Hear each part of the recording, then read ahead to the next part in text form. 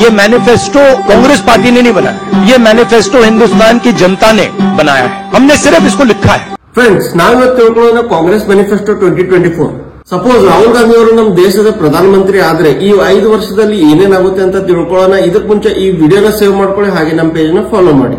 ನಮ್ಮ ಭಾರತ ದೇಶದ ಪ್ರತಿಯೊಬ್ಬ ಬಡವರ ಫ್ಯಾಮಿಲಿಗೆ ಪ್ರತಿ ವರ್ಷ 1 ಲಕ್ಷ ಅಕೌಂಟ್ಗೆ ಹಾಕ್ತೀನಿ ಅಂತ ಹೇಳಿದ್ದಾರೆ. ಅಂದ್ರೆ ಪ್ರತಿ ತಿಂಗಳ 8,400 ರೂಪಾಯಿ ಸಿಗುತ್ತೆ.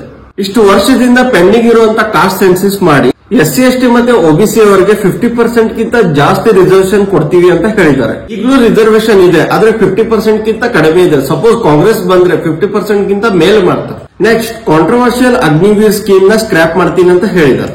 ಮ್ಯಾನಿಫೆಸ್ಟೋ ಪ್ರಕಾರ GST 2.0 ರಿಲೀಸ್ ಆಗುತ್ತೆ. ಅಂದ್ರೆ ಪ್ರತಿಯೊಂದು ಪ್ರಾಡಕ್ಟ್ ಗೆ ಸೇಮ್ GST ರೇಟ್ ಇರುತ್ತೆ. ಇವಾಗ್ಲೂ GST ಇದೆ, ಆದ್ರೆ ಪ್ರತಿಯೊಂದು ಪ್ರಾಡಕ್ಟ್ ಗೆ ಬೇರೆ ಬೇರೆ GST ರೇಟ್ಸ್ ಇರುತ್ತೆ. ಆದ್ರೆ ಕಾಂಗ್ರೆಸ್ ಸರ್ಕಾರ ಬಂದ್ರೆ ಪ್ರತಿಯೊಂದು ಪ್ರಾಡಕ್ಟ್ ಗೆ ಸೇಮ್ GST ರೇಟ್ ಇರುತ್ತೆ. ನೆಕ್ಸ್ಟ್, ಒಂದು ಹೊಸ ರೈಟ್ ಟು ಅಪ್ರೆಂಟಿಸ್ಶಿಪ್ ಆಕ್ಟ್ ತಗೊಂಡ್ ಬರ್ತಾರೆ. ಇದ್ರ ಪ್ರಕಾರ ಪ್ರತಿಯೊಬ್ಬ ಗ್ರಾಜುಯೇಟ್ ಗೆ ಮತ್ತೆ ಡಿಪ್ಲೊಮಾ ಹೋಲ್ಡರ್ಸ್ ಗೆ ಪ್ರತಿ ತಿಂಗಳು 26,000 ಕೊಡ್ತೀನಿ ಅಂತ ಹೇಳಿದ್ದಾರೆ.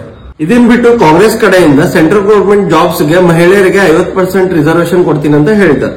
ರೈತರ ಡಿಮಾಂಡ್ಸ್ ಪೂರ್ತಿ ಮಾಡೋದ್ರ ಜೊತೆಗೆ ತಕ್ಷಣ MSP ಲೀಗಲ್ ಗ್ಯಾರಂಟಿ ಕೊಡ್ತಾರೆ. ಇದಲ್ಲದೆ ಕಾಂಗ್ರೆಸ್ ಕಡೆಯಿಂದ J&K ಅವರಿಗೆ ಫುಲ್ ಸ್ಟೇಟ್ಹುಡ್ ಗ್ರೇಡ್ ಕೊಡ್ತಾ ಇದ್ದಾರೆ.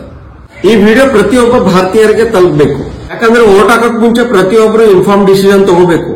ನೆಕ್ಸ್ಟ್ ವಿಡಿಯೋದಲ್ಲಿ ಬಿಜೆಪಿ ಮ್ಯಾನಿಫೆಸ್ಟೋ ಬಗ್ಗೆ ತಿಳಿಸ್ಕೊಡ್ತೀನಿ. ಅದಕ್ಕೆ ಇನ್ನೂ ಯಾರ್ಯಾರು ನನ್ನ ಚಾನೆಲ್ ನ ಸಬ್ಸ್ಕ್ರೈಬ್ ಮಾಡಿಲ್ಲ, ಹೋಗಿ ಸಬ್ಸ್ಕ್ರೈಬ್ ಮಾಡ್ಕೊಳ್ಳಿ. ಹಾಗೆ ನಮ್ಮ ಇನ್ಸ್ಟಾಗ್ರಾಮ್ ಪೇಜ್ ನ ಫಾಲೋ ಮಾಡಿ.